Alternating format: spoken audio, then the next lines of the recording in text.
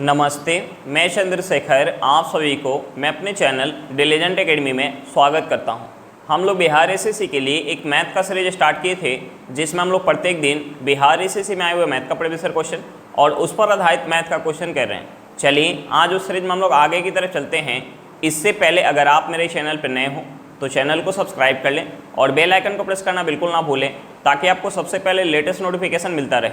चलिए अब हम लोग क्वेश्चन की तरफ चलते हैं। देखिए हमारा क्वेश्चन क्या दिया हुआ है। हमारा क्वेश्चन है 1000 से 2000 के मध्य ऐसी कितनी प्राकृतिक संख्याएं हैं जिन्हें 341 से विभाजित करने पर शेषफल 5 बचता है। अब देखिए हमसे पूछ क्या रहा है क्वेश्चन में, हमसे पूछ रहा है 1000 से 2000 के मध्य ऐसी कितनी प्राकृतिक संख्या है जिसे 341 से विभाजित करने पर शेष 5 बचता है। तो देखिए हम उसके लिए क्या करेंगे, सबसे पहले 341 का हम टेबल लिखेंगे। सबसे पहले हम 341 का टेबल लिखेंगे। अब देखिए हम 341 में अगर 1 से गुना करेंगे तो ये हमारा कितना हो जाएगा, ये हमारा हो जाएगा 341। उसके बाद हम 341 में 2 से गुना करेंगे तो ये हमारा कितना हो जाएगा, 341 में 2 से गुना करेंगे तो ये हमारा हो जाएगा 682। उसके बाद हम 341 में 3 से गुना करेंगे तो ये हमारा कितना हो जाएगा, 341 में 3 से गुना करेंगे तो ये हमारा कितना हो जाएगा, ये हमारा हो जाएगा 3, 12 का 2, हाथ में 1, 9 1 कितना हो जाएगा, 10 हो जाएगा, यानी 1023 हो जाएगा। उसके बाद हम 341 में 4 से गुना करेंगे तो ये हमारा कितना हो जाएगा, हम यहाँ 4 से गुना करेंगे तो ये हमारा हो जाएगा 4, 16 के 6, हाथ में क्या हो जाएगा 1, ये हमारा हो जाएगा 12, 1 कितना हो जाएगा 13 हो जाएगा। उसके बाद हम 341 में हम 5 से गुना करेंगे तो ये हमारा कितना हो जाएगा 5, 20 के 0, हाथ में 2, ये हमारा हो जाएगा 15 2 17 हो जाएगा। उसके बाद हम 341 में हम 6 से गुना करेंगे। 341 में हम 6 से गुना करेंगे तो ये हमारा कितना हो जाएगा, ये हमारा हो जाएगा 6, 24 के 4, हाथ में कितना हो जाएगा 2, ये हमारा हो जाएगा 18 और 2 कितना हो जाएगा 20 हो जाएगा।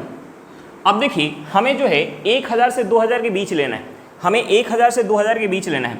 तो देखिए अगर हम इन संख्या में 5 ऐड कर दें, इन संख्या में अगर हम 5 ऐड कर दें तो जो हमें संख्या प्राप्त हो जाएगी, इन संख्या में अगर हम 5 ऐड कर दें तो जो हमें संख्या प्राप्त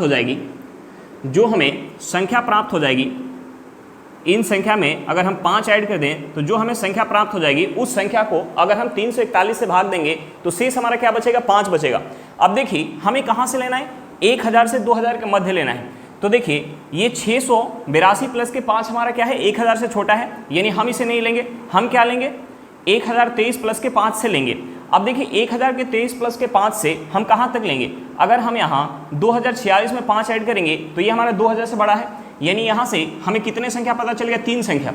हमारा यहाँ से कितना संख्या निकल के गया, 3 संख्या निकल के गया। एक संख्या हमारा क्या हो जाएगा, हम इसमें 5 ऐड करेंगे तो ये हमारा हो जाएगा 1028। हम इसमें अगर 5 ऐड करेंगे तो ये हमारा कितना हो जाएगा, 1369। इसमें अगर हम 5 ऐड करेंगे तो ये हमारा कितना हो जाएगा, ये हमारा हो जाएगा 1710। यानी 3 संख्या निकल के आ गई, जिसे अगर हम 341 से भाग देंगे तो शेष कितना बचेगा, 5 बचेगा। हमारा आंसर क्या निकल के आ गया, 3 निकल के आ गया। चलिए क्वेश्चन समझ में आ गया होगा, नेक्स्ट क्वेश्चन पे चलते हैं। देखिए हमारा क्वेश्चन क्या दिया हुआ है। हमारा क्वेश्चन है वह छोटी से छोटी संख्या कौन सी है जिसे 3627 में जोड़ने पर प्राप्त योग 4, 5, 6 और 8 से पूर्णतः विभाज्य होगा। तो देखिए कोई संख्या अगर 4, 5, 6 और 8 से विभाज्य है, इसका मतलब होगा कि वह संख्या इनके एलसीएम से भी विभाज्य होगा। तो हम सबसे पहले क्या करेंगे, जिससे हम भाग दे रहे हैं उसका एलसीएम निकालेंगे। यानी हम सबसे पहले 4, 5, 6 और 8 का हम एलसीएम निकालेंगे। सबसे पहले हम इनका एलसीएम निकालेंगे। अब देखिए एलसीएम निकालने के लिए क्या करते हैं, एलसीएम निकालने के लिए सबसे पहले सबसे बड़े नंबर का हम फैक्टर करते हैं। तो देखिए सबसे बड़ा क्या है, 8 है, तो हम 8 का फैक्टर करेंगे तो ये हमारा क्या हो जाएगा, 2 गुने 2 हो जाएगा। उसके बाद हम क्या करेंगे, 6 का फैक्टर करेंगे। तो 6 का फैक्टर क्या हो जाएगा, 2 गुने 3, 2 है, हमें क्या लेना पड़ेगा, 3 लेना पड़ेगा। उसके बाद हम क्या करेंगे, 5 का फैक्टर करेंगे। तो 5 का फैक्टर क्या हो जाएगा, 5 हो जाएगा। यहाँ हमारा 5 नहीं है तो हमें 5 लेना पड़ेगा। उसके बाद हम क्या करेंगे, 4 का फैक्टर करेंगे। तो 4 का फैक्टर क्या हो जाएगा, 2 गुने 2 है। अब देखिए हम यहाँ गुना कर लेंगे तो हमारा एलसीएम निकल के आ जाएगा। हम यहाँ गुना करेंगे तो ये हमारा कितना हो जाएगा 8 हो जाएगा, 8 में 3 से गुना करेंगे ये हमारा कितना हो जाएगा 24 हो जाएगा, 24 में 5 से गुना करेंगे ये हमारा कितना हो जाएगा 120 हो जाएगा। यानी यहाँ से हमारा एलसीएम क्या निकल के आ गया 120 निकल के आ गया। तो हम क्या करेंगे इस एलसीएम से 3627 में भाग देंगे। हम क्या करेंगे 3627 में हम एलसीएम से भाग देंगे। एलसीएम कितना है 120 है। अब देखिए 120 से ये कितने बार में जाएगा 3 बार में जाएगा। 120 में अगर हम 3 से गुना करेंगे तो ये हमारा कितना हो जाएगा 360 हो जाएगा। अब देखिए हम इसमें से 360 माइनस करेंगे तो यहाँ से हमारा क्या आ जाएगा 2 आ जाएगा। अब देखिए हम इस 7 को लेके आएंगे तो ये हमारा क्या हो जाएगा 27 हो जाएगा। अब देखिए 27 जो है 120 से विभाज्य नहीं होगा तो हम क्या करेंगे यहाँ एक 0 लगाएंगे। अब देखिए यहाँ हमारा शेष क्या बच गया, यहाँ हमारा शेष क्या बच गया 27 बच गया। तो देखिए हमसे पूछ क्या रहा है, हमसे पूछ रहा है कि वह छोटी से छोटी संख्या कौन सी है जिसे 3627 में जोड़ने पर प्राप्त योग 4, 5, 6 और 8 से पूर्णतः विभाज्य है। तो देखिए 4, 5, 6 और 8 से विभाज्य होगा, इसका मतलब होगा कि इनके एलसीएम से भी विभाज्य होगा। तो हम क्या करेंगे 120 में से 27 माइनस करेंगे। हम क्या करेंगे 120 में से 27 माइनस करेंगे ये हमारा कितना हो जाएगा, ये हमारा हो जाएगा 93। अब देखिए 3627 में अगर हम 93 ऐड कर देंगे, 3627 में अगर हम 93 ऐड कर देंगे तो ये 120 से पूरी तरीके से विभाज्य हो जाएगा। यानी एलसीएम से अगर पूरी तरीके से विभाज्य होगा इसका मतलब होगा कि 4, 5, 6 और 8 से भी विभाज्य होगा। तो देखिए वह छोटी से छोटी संख्या कौन सी हमें ऐड करना होगा 93। हमारा आंसर क्या निकल के आ गया 93 निकल के आ गया। चलिए क्वेश्चन समझ में आया होगा, नेक्स्ट क्वेश्चन पे चलते हैं। देखिए हमारा बोर्ड मास के ऊपर आधारित सिंप्लीफिकेशन दिया हुआ है, हम इस सिंप्लीफिकेशन को सॉल्व करते हैं। अब देखिए बोर्ड मास में हम सबसे पहले ब्रैकेट के अंदर का काम करते हैं। तो हम यहाँ सबसे पहले ब्रैकेट के अंदर का काम करेंगे। अब देखिए यहाँ से हमारा क्या हो जाएगा, ये हमारा क्या दिया 5.8 प्लस ब्रैकेट के अंदर हमारा क्या दिया 7.4 प्लस 3.7 गुने 5। तो देखिए ब्रैकेट के अंदर भी हम सबसे पहले प्लस से पहले हम क्या करेंगे मल्टीप्लाई का काम करेंगे। तो ये हमारा क्या हो जाएगा 7.4 प्लस, अब देखिए 3.7 में अगर हम 5 से गुना करेंगे तो ये हमारा कितना हो जाएगा 3.7 में अगर हम 5 से गुना करेंगे तो ये हमारा कितना हो जाएगा, ये हमारा हो जाएगा 7 × 5 = 35 के 5 हाथ में 3, ये हमारा हो जाएगा 15 और 3 कितना हो जाएगा 18। अब देखिए एक अंक से पहले हमारा क्या है दशमलव है तो हम यहाँ एक अंक से पहले दशमलव लगाएंगे। अब देखिए यहाँ हमारा क्या हो जाएगा -6 गुने 2। अब देखिए यहाँ हमारा क्या है डिवाइड है तो हम इसे बट्टे में लेके आएंगे, ये हमारा क्या हो जाएगा 2.5 हो जाएगा।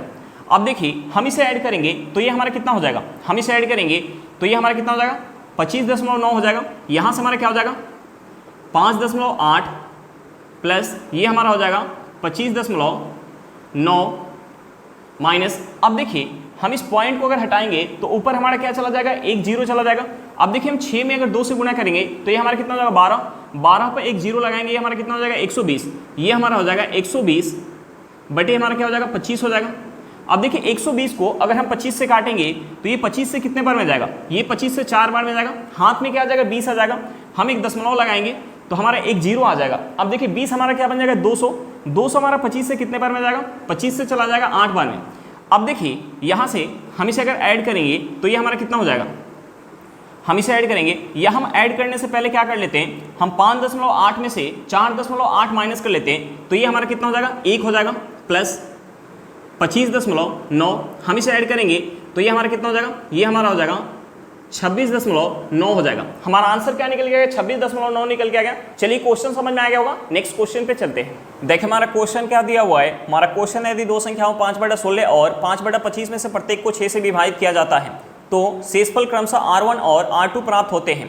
R1 + R2/R2 का मान क्या है, हमें क्या निकालना है R1 + R2/R2 का मान निकालना है। तो हमें सबसे पहले R1 और R2 का मान निकालना होगा। अब देखिए एक फार्मूला को हम यहाँ यूज करने वाले हैं। देखिए अगर हमें कोई संख्या दिया हो a-1 के पावर n, हमें कोई संख्या दिया हो a-1 के पावर n और उस संख्या में अगर हम a से भाग दें, उस संख्या में अगर हम a से भाग दें तो शेष क्या बचेगा, शेष क्या बचेगा, शेष बच जाएगा -1 के पावर n। अब देखिए हम इसे यहाँ यूज करने वाले हैं। अब देखिए हमें यहाँ संख्या क्या दिया है 5/16 और हम इसमें भाग किससे दे रहे हैं 6 से दे रहे हैं। तो देखिए हम इस 5 को क्या लिख सकते हैं, हम इस 5 को लिख सकते हैं 6 - 1 लिख सकते हैं, का पावर क्या हो जाएगा 16 हो जाएगा। और इसमें हम भाग किससे देंगे 6 से देंगे तो यहाँ हमारा शेष क्या बच जाएगा, यहाँ हमारा शेष क्या बच जाएगा, यहाँ हमारा शेष क्या बच जाएगा, यहाँ हमारा शेष बच जाएगा -1 का पावर 16। अब देखिए माइनस का पावर अगर हमारा इवन है तो ये हमारा क्या हो जाएगा +1 हो जाएगा। अब देखिए यहाँ से हमारा R1 का वैल्यू निकल के आ गया, यहाँ से हमारा R1 का वैल्यू निकल के आ गया। अब देखिए दूसरा संख्या क्या दिया हुआ है, दूसरा संख्या दिया हुआ है 5 की पावर 25, तो हम इसे क्या लिख सकते हैं, 6 माइनस 1 की पावर 25 लिख सकते हैं। और इसमें भी हम 6 से भाग दे रहे हैं, तो यहाँ भी हमारा शेष क्या बच जाएगा, यहाँ भी हमारा शेष बच जाएगा -1 के पावर 25।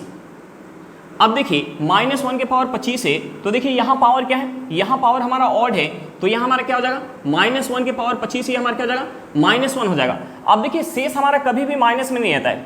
देखिए शेष जब हमारा माइनस में निकल के आता है तो हम क्या करते हैं, हम जिससे भाग देते हैं उसमें से हम क्या करते हैं, इसे ऐड कर लेते हैं। यानी हम 6 में अगर -1 ऐड करेंगे तो ये हमारा कितना हो जाएगा, 6 में अगर हम -1 ऐड करेंगे तो ये हमारा कितना हो जाएगा, ये हमारा हो जाएगा +5।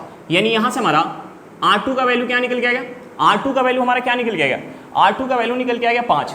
अब देखिए हमसे पूछ क्या रहा है, हमसे पूछ रहा है R1 + R2 बटा हमसे पूछ क्या रहा है, R2 पूछ रहा है। तो देखिए R1 हमारा क्या निकल के आ गया, 1 निकल के आ गया, R2 क्या निकल के आ गया, 5 निकल के आ गया। यहाँ बटे में हमारा R2 है, यानी बटे में क्या हो जाएगा, 5 हो जाएगा। 1 + 5 हमारा क्या हो जाएगा, 6 हो जाएगा, 6/5। यानी यहाँ से हमारा आंसर क्या निकल के आ गया, यहाँ से हमारा आंसर क्या निकल के आ गया, 6/5 निकल के आ गया। चलिए क्वेश्चन समझ में आ गया होगा, नेक्स्ट क्वेश्चन पे चलते हैं। देखिए हमारा क्वेश्चन क्या दिया हुआ है, हमारा क्वेश्चन है 25 क्रमागत विषम पूर्णांकों का औसत 55 है, इन पूर्णांकों की सर्वोच्च संख्या क्या है। हमें क्या निकालना, सबसे बड़ी संख्या निकालना है। तो देखिए जब हम औसत निकालते हैं तो औसत हमारा क्या निकल के आता है, बीचों बीच निकल के आता है। तो देखिए हमें टोटल जो है कितना पूर्णांक दिया, 25 दिया हुआ है, हमें टोटल 25 पूर्णांक दिया हुआ है। तो देखिए औसत जो है बीचों बीच होगा, और हमें औसत कितना दिया, 55 दिया है, हमें औसत कितना दिया, 55 दिया है। यानी टोटल जो है 25 पूर्णांक है, यानी इस साइड जो है हमारा कितना पूर्णांक होगा, 12, और इस साइड कितना होगा, 12 होगा। अब देखिए हमें जो पूर्णांक दिया हुआ है वो हमें पूर्णांक कैसा दिया, विषम दिया हुआ है। तो देखिए लगातार 2 विषम पूर्णांक के बीच का अंतर कितना होता है, लगातार जो है 2 विषम पूर्णांक के बीच अंतर 2 का होता है। तो देखिए यहाँ जो है 55 के बाद कितना पूर्णांक है, 55 के बाद कितना विषम पूर्णांक है, 12 है। तो देखिए 12 विषम पूर्णांक के बीच, एक विषम पूर्णांक के बीच 2 का गैप है, तो 12 विषम पूर्णांक के बीच कितना गैप हो जाएगा, 12 × 2, ये कितना हो जाएगा, 24 हो जाएगा। ये कितना हो जाएगा, 24। अब देखिए अगर हम इस 55 में 24 ऐड कर दें, इस 55 में अगर हम 24 ऐड कर दें तो हमारा क्या निकल के आ जाएगा, सबसे बड़ी संख्या निकल के आ जाएगा। 55 में अगर हम 24 ऐड कर दें तो सबसे बड़ी संख्या निकल के आ जाएगा। अब देखिए 55 में अगर हम 24 ऐड करेंगे तो ये हमारा क्या हो जाएगा, ये हमारा हो जाएगा 79। ये हमारा क्या हो जाएगा, 79 हो जाएगा। हमारा आंसर क्या निकल के आ गया, 79 निकल के आ गया। चलिए क्वेश्चन समझ में आ गया होगा, नेक्स्ट क्वेश्चन पे चलते हैं। देखिए हमारा क्वेश्चन क्या दिया हुआ है, हमारा क्वेश्चन है 2 संख्याएं 3:5 के अनुपात में है, यदि प्रत्येक में से 13 घटाए जाए तो नई संख्याएं 10:21 के अनुपात में प्राप्त होती है। यदि मूल संख्याओं में 15 जोड़ दिया जाए तो संख्याओं के बीच अनुपात क्या हो जाएगा। तो देखिए हमसे पूछ क्या रहे, हमसे पूछ रहे हैं कि मूल संख्या में अगर 15 जोड़ दिया जाए तो संख्याओं के बीच अनुपात क्या होगा। तो हमें सबसे पहले उसके लिए मूल संख्या निकालना होगा। अब देखिए हम मूल संख्या कैसे निकाल सकते हैं, हमें क्वेश्चन में संख्या का रेशियो दिया हुआ है, हमें संख्या का रेशियो क्या दिया है, 3:5 दिया हुआ है। बाद में रेशियो कितना हो जा रहा है, बाद में रेशियो 10:21 हो जा रहा है। बाद में रेशियो 10:21 कब हो रहा है, जब दोनों संख्या में से 13 माइनस कर रहे हैं। जब दोनों संख्या में 13 माइनस कर रहे हैं तो रेशियो कितना हो जा रहा है, 10:21 हो जा रहा है। तो देखिए हम यहाँ से क्रॉस प्रोडक्ट लगा के दोनों संख्या निकाल सकते हैं। क्रॉस प्रोडक्ट लगाने के लिए हम सबसे पहले क्या करेंगे, इससे इसमें गुणा करेंगे। अब देखिए 10 में अगर हम 5 से गुणा करेंगे तो ये हमारा कितना हो जाएगा, ये हमारा हो जाएगा 50। उसके बाद हम क्या करेंगे, इस 3 से 21 में गुणा करेंगे। 3 से 21 में गुणा करेंगे तो ये हमारा कितना हो जाएगा, 63 हो जाएगा। अब देखिए हम इन दोनों का डिफरेंस लेंगे, बड़े में से छोटे को माइनस करेंगे।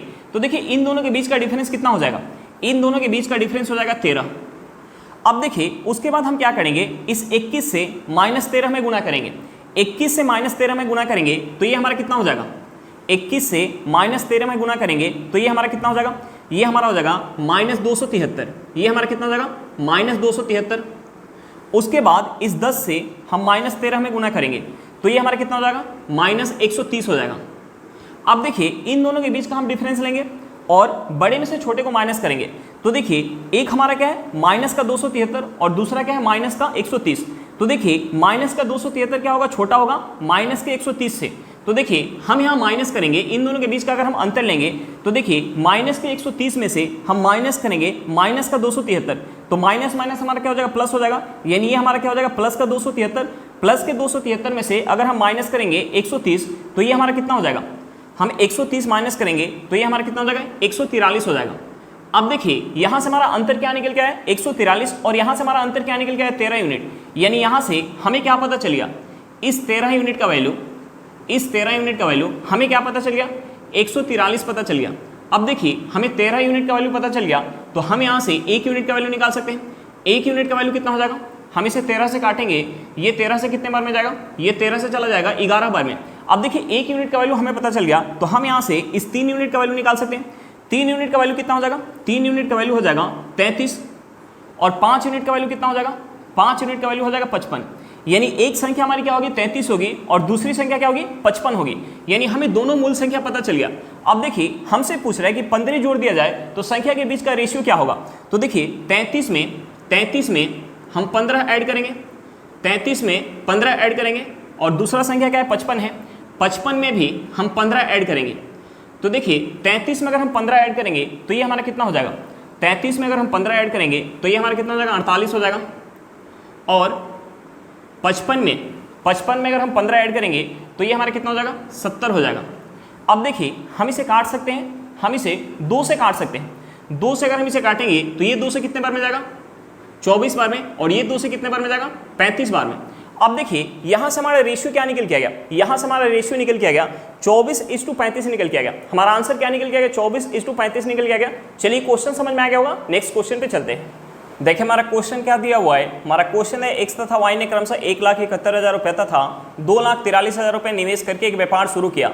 यदि वर्ष के अंत में प्राप्त हुए लाभ में x का हिस्सा 3800 रुपये है तो उनके द्वारा मिलाकर कमाया गया कुल लाभ क्या होगा। हमें क्या निकालना है, कुल लाभ निकालना है। अब देखिए हमें क्वेश्चन में लाभ में से x का हिस्सा दिया हुआ है और हमसे पूछ कर कुल लाभ पूछ रहा है। तो देखिए अगर हमें लाभ का रेशियो पता चल जाए तो हमें x का हिस्सा दिया हुआ है तो हम वहाँ से कुल लाभ बता पाएंगे। अब देखिए हम लाभ का रेशियो कैसे निकालते हैं। लाभ का रेशियो निकालने के लिए पूंजी का रेशियो निकाल के और समय का रेशियो निकाल के हम गुना करते हैं तो हमारा लाभ का रेशियो निकल के आता है। लेकिन जब दोनों का समय बराबर दिया हो, जब दोनों का समय बराबर दिया हो तो जिस रेशियो में पूंजी रहता है उसी रेशियो में लाभ बढ़ता है। अब देखिए यहाँ जो है दोनों के पास समय क्या है, बराबर है, तो जिस रेशियो में इनका पूंजी होगा उसी रेशियो में लाभ बढ़ेगा। तो देखिए हमें क्वेश्चन में दोनों का पूंजी दिया हुआ है तो हम यहाँ से दोनों के पूंजी का रेशियो निकाल सकते हैं। अब देखिए x और y के पूंजी का हम रेशियो निकालेंगे। x का हमें पूंजी क्या दिया है, 1,71,000 रुपया, 1,71,000 रुपया। y का हमें पूंजी क्या दिया है, 2,43,000 रुपया, 2,43,000 रुपया। अब देखिए हम यहाँ से 3 जीरो काट सकते हैं। अब देखिए अगर हम इसे 9 से काटेंगे तो ये 9 से कितने बार में जाएगा, ये 9 से 19 बार में जाएगा, और इसे 9 से काटेंगे तो ये 9 से कितने बार में जाएगा, 2 बार में। हाथ में क्या आ जाएगा, 6, ये हमारा हो जाएगा 63। 63 जो है 9 से कितने बार में जाएगा, 7 बार में। अब देखिए यहाँ से हमारा रेशियो क्या निकल के आ गया, यहाँ से हमारा पूंजी का रेशियो निकल के आ गया 19:27 निकल के आ गया। तो जिस रेशियो में पूंजी होगा उसी रेशियो में लाभ बटेगा। यानी उस लाभ में से अगर x को अगर 19 यूनिट मिला होगा तो y को कितना मिला होगा, 27 यूनिट। अब देखिए यहाँ जो है x को कितना मिल रहा है, यहाँ x को 19 यूनिट मिल रहा है और हमें क्वेश्चन में दिया हुआ है कि x को कितना मिला है, 3800 रुपया। यानी इस 19 यूनिट का वैल्यू हमें क्वेश्चन में कितना दिया है, 3800 रुपया दिया है। इस 19 यूनिट का वैल्यू हमें क्वेश्चन में 3800 रुपया दिया है। तो हम यहाँ से 1 यूनिट का वैल्यू निकाल सकते हैं। 1 यूनिट का वैल्यू कितना हो जाएगा, हम इसे अगर 19 से काटेंगे तो ये 19 से कितने बार में जाएगा, 200 बार में जाएगा। यानी 1 यूनिट का वैल्यू क्या निकल के आएगा, 200 रुपये निकल के आएगा। और हमसे पूछ के रहा है कुल लाभ पूछ रहा है। तो देखिए उस लाभ में से x को कितना मिल रहा है, 19 यूनिट, और y को कितना मिल रहा है, 27 यूनिट। यानी यहाँ से टोटल लाभ कितना हो जाएगा, हम इसे ऐड करेंगे तो ये हमारा कितना हो जाएगा, हम इसे ऐड करेंगे तो देखिए हम इसमें अगर 10 ऐड करेंगे तो ये कितना हो जाएगा, 37। 37 में अगर हम 9 ऐड करेंगे तो ये हमारा कितना हो जाएगा, 37 में अगर हम 9 ऐड करेंगे तो ये हमारा हो जाएगा 46। तो देखिए हमें 1 यूनिट का वैल्यू पता है तो हम यहाँ से 46 यूनिट का वैल्यू निकाल सकते हैं। 46 यूनिट का वैल्यू कितना हो जाएगा, 46 में अगर हम 200 से गुना करेंगे तो ये हमारा कितना हो जाएगा, 46 में अगर हम 200 से गुना करेंगे तो ये हमारा कितना हो जाएगा, ये हमारा हो जाएगा 9,200 रुपया।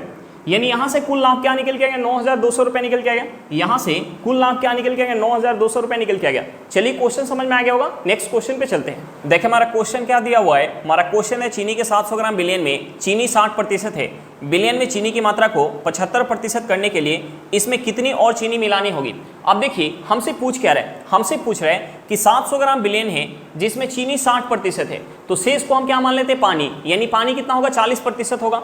तो हमसे पूछ रहे हैं कि इस बिलियन के अंदर हम और कितना चीनी मिलाएं ताकि चीनी का जो प्रतिशत है वो 75% हो जाए। तो देखिए हम इसमें मिला क्या रहे हैं, चीनी मिला रहे हैं, यानी पानी का मात्रा क्या होगा, फिक्स होगा क्योंकि हम इसमें चीनी मिला रहे हैं। तो देखिए जो हमारा पानी का रेशियो होगा, पानी का मात्रा क्या है, फिक्स है, तो जो हमारा पानी का रेशियो होगा उसका अपोजिट हमारा क्या हो जाएगा, बिलियन का रेशियो हो जाएगा। तो देखिए पहले पानी कितना था, पहले पानी कितना था, 40% था, बाद में पानी कितना हो जा रहा है, बाद में पानी 25% हो जा रहा है। अब देखिए यहाँ से हमारा परसेंटेज से परसेंटेज कट जाएगा, हम इसे अगर 5 से काटेंगे तो ये 5 से कितने बार में जाएगा, 8 बार में, और ये कितने बार में जाएगा, 5 बार में, यानी यहाँ से हमारा पानी का रेशियो क्या निकल के गया, 8/5 निकल के आएगा। तो देखिए बिलियन का रेशियो क्या हो जाएगा, इसका अपोजिट, क्योंकि पानी का मात्रा क्या है, फिक्स है, यानी बिलियन का रेशियो हो जाएगा 5/8, यानी पहले बिलियन अगर 5 यूनिट होगा तो अब कितना हो जाएगा, 8 यूनिट, यानी कितना से बढ़ गया, बिलियन जो है कितना से बढ़ गया, 3 यूनिट से बढ़ गया। देखिए 3 यूनिट से क्यों बढ़ रहा है, हम इसमें चीनी मिला रहे हैं जिसके कारण बिलियन जो है 3 यूनिट से बढ़ जा रहा है। अब देखिए हमें इस 3 यूनिट का वैल्यू निकालना है, तो देखिए इस 3 यूनिट का वैल्यू हम कैसे निकाल सकते हैं, शुरुआत का हमें बिलियन दिया हुआ है और यहाँ शुरुआत में बिलियन कितना है, 5 यूनिट, यानी हमें इस 5 यूनिट का वैल्यू कितना दिया हुआ है, 700 ग्राम दिया हुआ है। 5 यूनिट का वैल्यू हमें कितना दिया हुआ है, 700 ग्राम दिया हुआ है। 5 यूनिट का वैल्यू हमें 700 ग्राम दिया हुआ है, तो हम यहाँ से 1 यूनिट का वैल्यू निकाल सकते हैं। 1 यूनिट का वैल्यू कितना हो जाएगा, 140 ग्राम। अब देखिए मैं 1 यूनिट का वैल्यू पता चल गया तो हम यहाँ से 3 यूनिट का वैल्यू निकाल सकते हैं। 3 यूनिट का वैल्यू कितना हो जाएगा, 420 ग्राम, यानी हमें उसमें और कितना चीनी मिलाना होगा ताकि चीनी का प्रतिशत 75% हो जाए, तो हमें उसमें 420 ग्राम चीनी और मिलाना होगा। हमारा आंसर क्या निकल गया, 420 ग्राम। चलिए क्वेश्चन समझ में आ गया होगा, नेक्स्ट क्वेश्चन पे चलते हैं। देखिए हमारा क्वेश्चन क्या दिया हुआ है, हमारा क्वेश्चन एक संख्या में 30% की वृद्धि हुई, फिर 25% की कमी आई, फिर 25% की वृद्धि हुई, संख्या में कितने प्रतिशत की वृद्धि या कमी हुई। तो देखिए हम उसके लिए सबसे पहले क्या करेंगे, इस परसेंटेज को हम फ्रैक्शन में चेंज करेंगे। देखिए मैं क्वेश्चन में दिया है कि पहले जो है 30% का वृद्धि हो रहा है, पहले जो है 30% का वृद्धि हो रहा है। तो देखिए 30% को अगर हम फ्रैक्शन में चेंज करेंगे तो ये हमारा कितना हो जाएगा, ये हमारा हो जाएगा 3/10। दूसरा हमें क्या दिया है, दूसरा हमें दिया हुआ है कि 25% का कमी हुआ। तो देखिए 25% का कमी हो रहा है, तो हम इस 25% को फ्रैक्शन में चेंज करेंगे तो ये हमारा कितना हो जाएगा, ये हमारा हो जाएगा 1/4। और तीसरा हमें क्या दिया है कि 25% का वृद्धि हो रहा है। तीसरा हमें क्या दिया, तीसरा हमें दिया हुआ है कि 25% का क्या हो रहा है, वृद्धि हो रहा है। तो देखिए 25% को फ्रैक्शन में चेंज करेंगे तो ये हमारा क्या हो जाएगा, 1/4 हो जाएगा। अब देखिए हम यहाँ से क्या करेंगे, हमने मान लिया कि पहले संख्या अगर 10 यूनिट थी, पहले संख्या अगर 10 यूनिट थी तो 10 पे 3 का वृद्धि हुआ तो संख्या कितनी हो जाएगी, 13 यूनिट हो जाएगी। उसके बाद क्या हो रहा है, 25% का कमी हो रहा है, यानी संख्या जो है अगर 4 यूनिट होगी तो 4 पे 1 का कमी होगा। संख्या अगर 4 यूनिट होगी तो 4 पे 1 का कमी होगा, तो संख्या कितनी हो जाएगी, संख्या हो जाएगी 3 यूनिट। उसके बाद क्या हो रहा है, 25% का वृद्धि हो रहा है, यानी संख्या जो है अगर 4 यूनिट होगी तो 4 पे 1 का वृद्धि होगा, तो ये कितनी हो जाएगी, ये हो जाएगी 5 यूनिट। अब देखिए हम क्या करेंगे, जो हमारा कटने वाला होगा हम उसे काट लेंगे, यानी 5 से हमारा 10 कट जाएगा। 5 से 10 कितने बार में जाएगा, 2 बार में चला जाएगा। उसके बाद हम क्या करेंगे, यहाँ गुना कर लेंगे। अब देखिए हम 4 से 4 में गुना करेंगे तो ये हमारा कितना हो जाएगा, 16। 16 में अगर हम 2 से गुना करेंगे तो ये हमारा कितना हो जाएगा, 32 हो जाएगा। ये हमारा कितना हो जाएगा, 32 हो जाएगा। उसके बाद हम इस साइड गुना करेंगे तो देखिए 13 में अगर 3 से गुना करेंगे तो ये हमारा कितना हो जाएगा, ये हमारा 39 हो जाएगा। यानी पहले संख्या अगर 32 होगी, पहले संख्या अगर 32 होगी तो बाद में संख्या कितनी हो गई, बाद में जो है पहले क्या हुआ 30% का वृद्धि, फिर क्या हुआ 25% का कमी, फिर क्या हुआ 25% का वृद्धि। तो पहले संख्या अगर 32 होगी तो बाद में संख्या कितनी हो जाएगी, 39 हो जाएगी। बाद में संख्या क्या हो जाएगी, 39 हो जाएगी।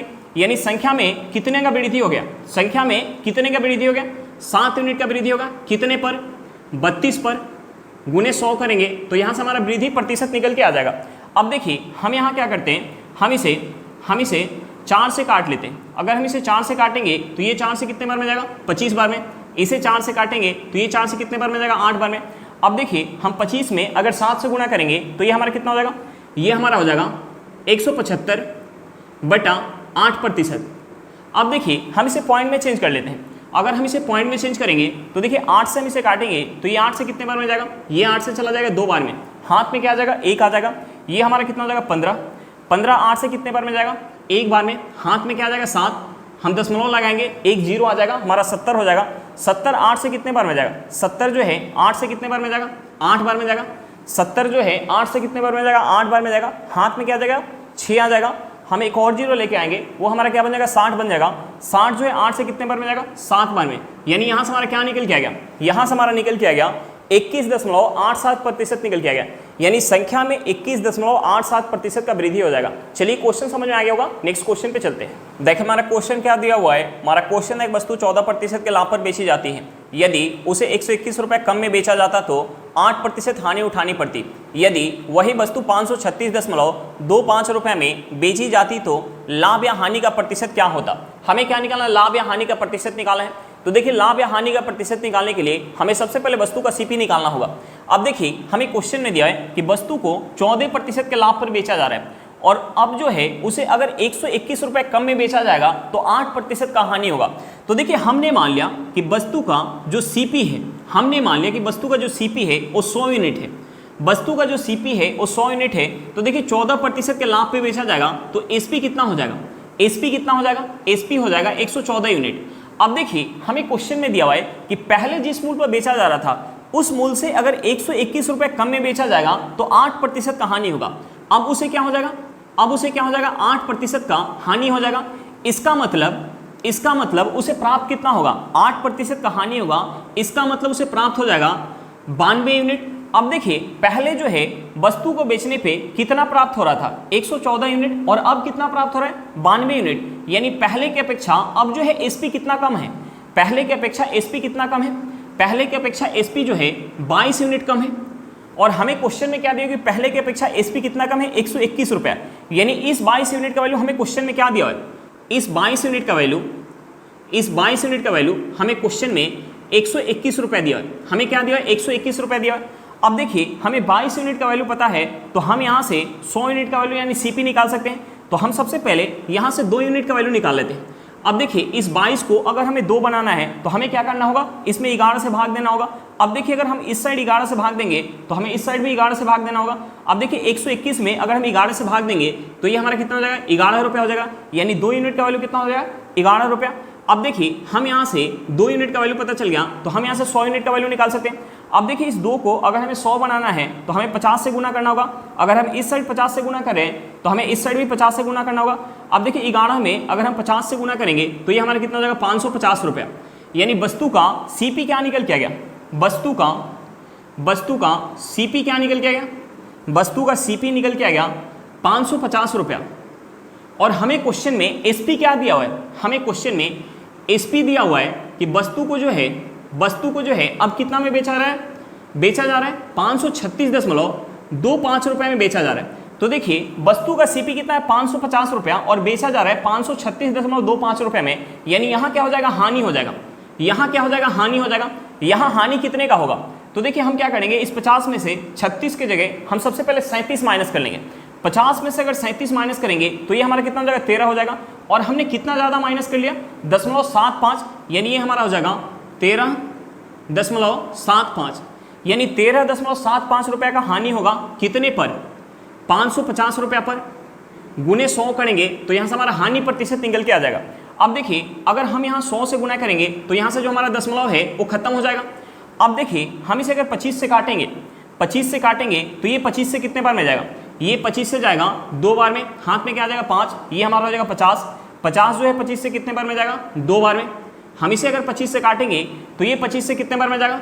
5 बार में। हाथ में क्या आ जाएगा? 12। ये हमारा हो जाएगा 125। 25 से कितने बार में जाएगा? 5 बार में। अब देखिए हम इसे 11 से काट सकते हैं। ये 11 से कितने बार में जाएगा?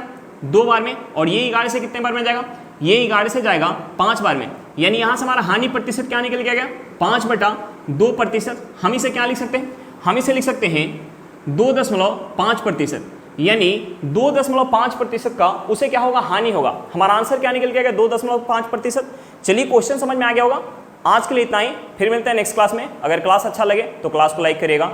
अगर आप मेरे चैनल पर नए हो तो चैनल को सब्सक्राइब करिएगा और क्लास को अपने दोस्तों के साथ शेयर करना बिल्कुल मत भूलिएगा। चलिए बाय बाय।